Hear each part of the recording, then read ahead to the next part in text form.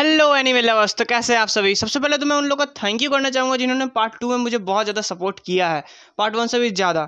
तो well guys, ये मैं उन्हीं के लिए लेकर आया हूँ पार्ट 3। तो अगर आपने पार्ट 1 और पार्ट 2 अगर किसी ने नहीं देखा है तो जाके उसे देख लेने, तो ये समझ में नहीं आएगा।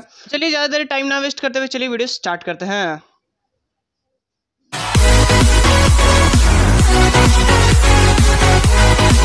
तो जैसे कि आप पिछले पार्ट देखने के बाद जानते हैं कि घर पे बम गिर गया था और बहुत ज़्यादा आग लग गई थी और बहुत बड़ा एरिया भी बहुत हद तक जल चुका था।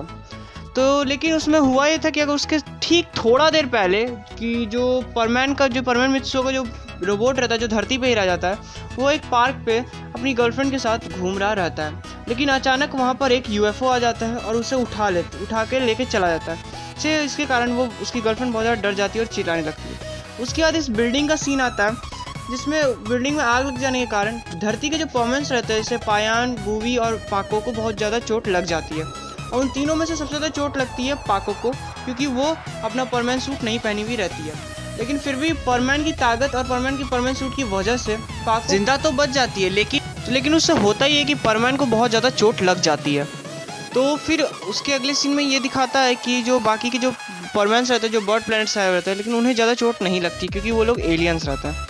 और फिर वही लोग सबको उठाते हैं और स्पेसशिप में लेके चले जाते हैं। तो बर्डमैन ये कहते हैं परमैन से कि तुम्हें पाको को हॉस्पिटल लेके जाना होगा, नहीं तो वो बच नहीं पाएगी क्योंकि उसे बहुत ज़्यादा चोट लगी हुई है और हमारे पास उतने भी मेडिसिन नहीं है कि हम उसे बचा पाएँ। तो परमैन पाको को उठा के हॉस्पिटल लेके चला जाता है, जहाँ पर जो डॉक्टर रहते हैं वो परमैन को सारी बात समझा मिस सुमेरे का इलाज करने के बाद। और वो कहते हैं कि अभी मिस सुमेरे नहीं चल पाएगी और अभी वो बहुत ज़्यादा बीमार है क्योंकि उसे बहुत ज़्यादा बर्न्स आए, उन्हें बहुत ज़्यादा ही चोट लगी हुई है। तो ये सुन के परमैन बहुत ज़्यादा दुखी हो जाता है और डॉक्टरों ने उसे ये भी कहते हैं कि वो 1-2 महीना से पहले नहीं अभी चल फिर पाएगी।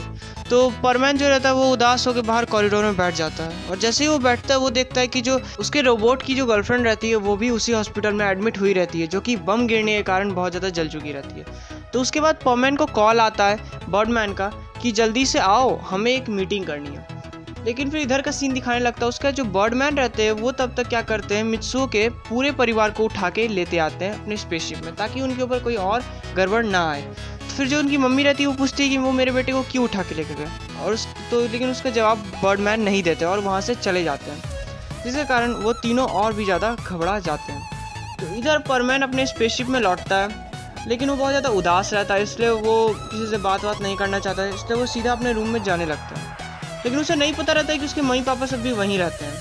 तो वो अपना मास्क उतारता है और अपने जैसे रूम के अंदर घुसने वाला रहता है तो उसके परिवार उसे देख लेता है और परमैन भी बहुत ज़्यादा चौंक जाता है। तो फिर जब सब कुछ बातचीत हो जाती है तो परमैन अपनी मम्मी को लेकर अपने पूरे परिवार को लेकर एक दूसरे रूम में आता है और अपनी मम्मी को सारी बात सच बता देता है। तो फिर वहाँ पर उसी समय बर्डमैन आ जाते हैं और परमैन को बुला के ये कहते हैं कि तुम्हारी असलियत अब सबको पता चल चुकी है, अब तुम क्या करोगे, क्या तुम अब परमैन की ड्यूटी छोड़ना पसंद करोगे। तो परमैन कहता है नहीं, जिसने पाको के ऊपर हमला किया और जिसने मेरे परिवार को प्रॉब्लम क्रिएट किया परिवार के लिए और मेरे रोबोट को उठा के लेके गया है, मैं उन्हें नहीं छोड़ूंगा, तो इस मिशन भर मुझे रहने दीजिए। तो बर्डमैन उसे ये कहते हैं ठीक है, तुम इस मिशन भर ही हो सिर्फ। ये सुन के परमैन थोड़ा सा खुश हो जाता है और बर्डमैन लेकिन कहते हैं कि तुम्हें इस मिशन बाद परमैन की ड्यूटी छोड़नी होगी क्योंकि तुम्हारा असलियत सामने आ चुका है, तो बोलो तुम क्या ये करोगे। परमैन कहता है ठीक है, मैं ये मंजूर है मुझे। तो फिर परमैन ये कहता है कि मैं और पाको दोनों ही छोड़ देंगे और अपनी नॉर्मल लाइफ में लौट जाएंगे। उसके बाद वो अपने टेबल पे पड़ी एक फ़ोटो को उठाता है जिसमें वो लोग चारों रहते हैं और वो उसे देख के थोड़ा सा इमोशनल हो जाता है और वो मन में ठानता है कि वो सबको नहीं छोड़ेगा।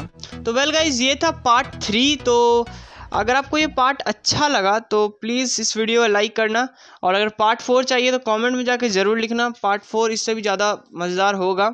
तो जल्दी लाइक कीजिए, सब्सक्राइब कीजिए मेरे चैनल को। तो बस यही कहना था, थैंक यू।